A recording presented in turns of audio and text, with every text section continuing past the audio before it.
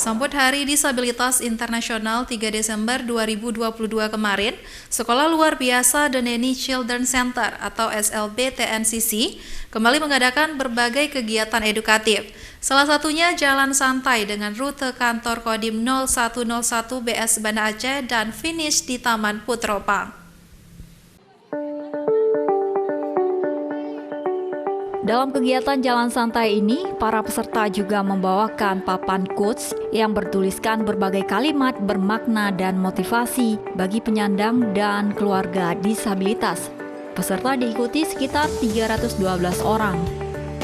Dalam peringatan Hari Disabilitas Internasional ini, SLB TNCC merupakan agenda tahunan yang dimulai sejak tahun 2016 yang dirayakan dengan berbagai kegiatan. Tidak hanya jalan santai saja, namun ada beberapa kegiatan seperti seminar dan workshop internasional pada 5-7 Desember 2022. Berbagai macam penampilan juga memeriahkan acara jalan santai tersebut. Pembacaan puisi, menari, bernyanyi, dan pertunjukan lainnya.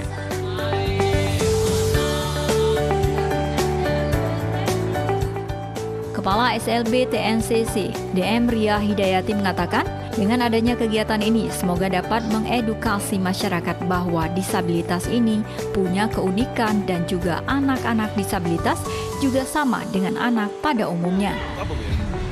Kita ingin mengedukasi masyarakat bahwa disabilitas ini punya satu keunikan.